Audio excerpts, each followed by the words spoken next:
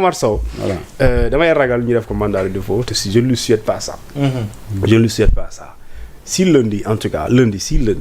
Le procureur de la République motive ses réquisitions. Il ira en prison. Ouais. Parce que même bu ko joxee juge d'instruction celui-là il n'a pas le choix. Si ce n'est lui envoyer en prison. Et instruire. Article 39 code de procédure et instruire. 139 code de procédure pénale. Mooy c'est obligatoire. Donc Omar Sow sera en prison parce que le pouvoir le voudra. Non, moi j'ai pas. Non. Mais le problème. Mais ça c'est la loi. Mais ça c'est la loi. Il faut faire la différence. Ça c'est la loi. Il faut faire la différence. Mais ça c'est la loi. Il faut faire la différence. C'est la loi. Envoyer en prison avec mandat de dépôt. C'est-à-dire que le mandat de dépôt, bon, on t'envoie en prison. Oui. Mais tu n'es pas jugé. Mais oui, on parle pas de jugement. Mais ça c'est le rôle. Non, ça mais c'est pas pour rien que je dis Amadou. Parce que non lay fonctionner. C'est pas pour rien. C'est pas pour rien. C'est pas pour rien. Parce que mën na la jàpp c'est pas pour rien. C'est ça la vérité. Ce n'est pas pour rien, may ma tuuti. Ah. Ce n'est pas pour rien que je dis. Ah. J'espère qu'il aura le même traitement que Arona Niang s'il est poursuivi pour diffusion de fausses nouvelles. Ouais. Et j'espère qu'il aura le même traitement que bàyyi ma wax la léegi xamul tax même bu ñu ko defee mandat de dépôt instruction bi dafa gën a maanaam c'est plus probable c'est très probable plutôt xamul tax ci article 255 boobu dañ la ne bu fekkente ni le procureur même sans que ñu am plainte d'ailleurs même bu dee amuloon plainte ne serait-ce que d'accord ces éléments yi ma lay wax parce que dañ la ne bu fekkente ni d'accord la diffusion de fausses nouvelles divulgation diffusion etc reproduction aura entraîné d'accord la désobéissance des lois du pays d'accord ou bien saper le moral des populations wala jeter du discrédit sur les institutions ou sur leur fonctionnement le procureur s'autosaisit et dans ce cas quand tu attaques le parquet qui aujourd'hui qui peut être défini comme une institution mais là l'instruction est là mais facilement dina xool yow bu ko neexee mu def ko même si il y a rien qui l'interdit d'ouvrir une information judiciaire pour ne pas dire de vous envoyer en instruction parce que elle est facultative.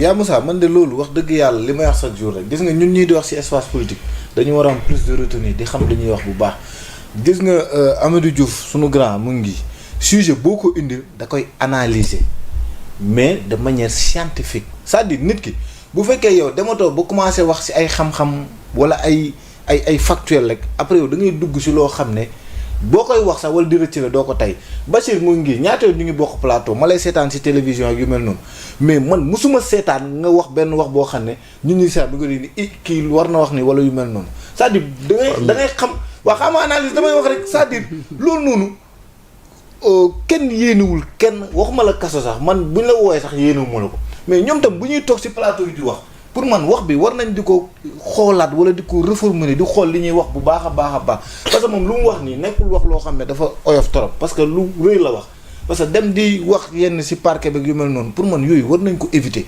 c'est-à-dire ñu dem ci ay débat yoo xam ne moom politique la day politique mais na défendre partem na ko teg ci yoon mais nañu bàyyi justice bi nga xam ne à chaque fois ñun dañ ciy wax loo xam ne dañuy mën a indil seen bopp problème léegi boo problème amee nag ñu ne la diw moo la jàppalu wala diw pour man moom ñu ngi koy woo ci retenue mu gën a xoolaat li muy wax en tout cas man maa ngi koy ñaanal bu demee ñu bàyyi ko mu ñibbiwaat këram mais ñoom nañuy xoolaat bu baax li ñuy wax ak li ñuy argumenté loolu daal laa amul. Choban xam nga nag qu'est-ce qui différencie ce que tu dis là Amadou Diouf bu ngay tudd ak man comme il te l'a dit ça dépend du rendu xam nga en réalité le journaliste foofu lay wuuteel ak ñeneen ñi. Le journaliste il sait c'est quoi l'éthique et c'est quoi la déontologie. mais grand Omar Sow tam war na ko xam. yàgg na ci espace bi mais yàgg na ci espace bi aussi. non c'est que il faut savoir se couvrir. non defal nag defal nag manière de se couvrir. defal nag defal nag souvent c'est un peu brut. defal nag. man mi duma journaliste man duma journaliste. waa léegi mais je vais te dire une chose mais je vais dire une chose mais kaay ma may la lenn Combaan kaay ma may la lenn tu n'es pas journaliste mais tu fais un métier régi par l'éthique et la déontologie et quand tu parles ça transparaît dans ce que tu dis waaw kon jeex na moo tax ñun ñi nga xam ne ñu itam na nga xam suñu métier dafa am éthique ak déontologie ça transparaît du ñu bokk ak kii nga xam ne dafa xëy ñu ne ko micro ngi nii waxal lu la neex wala waxee ko nu mu la neexee gis nga tout peut se dire en démocratie mais tout dépend de comment tu le dis ñun tey jii nii mun nañoo wax lu nekk mais kenn du ñu yóbbu fenn parce que xam nañ lu ñuy wax xam nañ lu ñu koy waxee et loolu noonu mooy lu ñuy ñaan ci penc mi chaque jour. On demande aux gens d'être responsables. On demande aux gens de faire en sorte que les propos soient courtois. On demande aux gens que ñuy wax ay wax yoo xam ne kenn du si taf sa gémmiñ. Voilà. Mais loolu moom mooy lu am. Merci Amadou Diouf. On termine. Xam nga ce sont des propos politiques d'abord. Exactement. Xam nga quand un homme politique débite des propos souvent aussi nañ koy circonscrire ci cadre politique. Ah oui. Ousmane Sonko à plusieurs reprises day wax. ñu reproché ko ñu ne non de politique wala ci campagne lañ ne woon. Qu'est-ce qu'il n'a pas dit. Maham Diallo est un lâche. Qu'est-ce qu'il n'a pas dit. wax na boobu. am déet qu'est-ce qu'il n'a pas dit. Il a tout dit. Qu'est-ce que Bassirou Diomaye Faye n'a pas dit sur les magistrats bañ jàpp ko yóbbu. waaw dafa nag ma expliquer la lu ma la bëgg a wax foofu mooy man je mets un bémol par rapport quand les hommes politiques parlent. waaw je mets un bémol parce que damay jàpp ne dañuy politique rek. bu ñuy politique nag ku ci nekk yaa ngi jéem a xool nooy affaiblir sa moroom nooy amee opinion bi en ta faveur et cetera et cetera tant que eggul ci ay injures ak yenn extravagance yi mën nañ ko accepter yaa ngi dégg pour man dama jàpp rek ne moomu ay waxu politique la doon wax que ça soit fondé ou pas mais cela ne veut pas dire que boo ko waxee ñi nga xam ne nag ñoo war a apprécier c'est pas moi. voilà xam nga man sama appréciation laa joxe dama naan bu doon man du ma leen ko toppee parce que dama naan ce sont des hommes politiques. waaye nag la justice n'est pas Amadou Diouf. donc ñi nga xam ne ñooy les maîtres de poursuite. ñooñu les maîtres de poursuite vont faire leur boulot. s'ils pensent que tes propos sont assez outrageants dañ lay woo.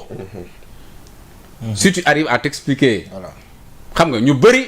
wax nañ ci mbedd mi mbaa ñu wax ci média yi ñu woo leen devant le procureur ñu sotti ndox seen biir ataaya bi waaw carrément ne non waxewuma ko nii on a déformé mes propos et cetera donc d'où la responsabilité parce que loo wax ren war nga ko mën a wax déwén loo wax ci mbedd mi war nga ko mën a wax ci kanamu procureur mais doo wax lii procureur woo la nga naan non c'est que je suis bon toujours les hommes politiques aussi cherchent à avoir ce qu'on appelle la prime victimaire c'est-à-dire que ils cherchent à se victimiser dañuy wax da ngay xam ne kii dafa mën ni danaan jàpp leen ma parce que li muy wax moom xam ne après mën nañ ko ci jàpp maintenant bu ñu ko ci jàppee ça lui fait de la promotion parce que un homme politique aime qu'on parle de lui donc ça lui fait de la promotion et cetera bon ñoom foofu la ñuy jouer tu comprends ce que je veux dire boo tax ma ne la dès le départ li mbir mi politique la waaw léegi nag est-ce que jar na topp est-ce que jarul topp finalement bu dee politicien bu wax nga jàpp tëj aussi di nga tëj ñëpp parce que politiciens yi rare ñoo ci xaw a pondéré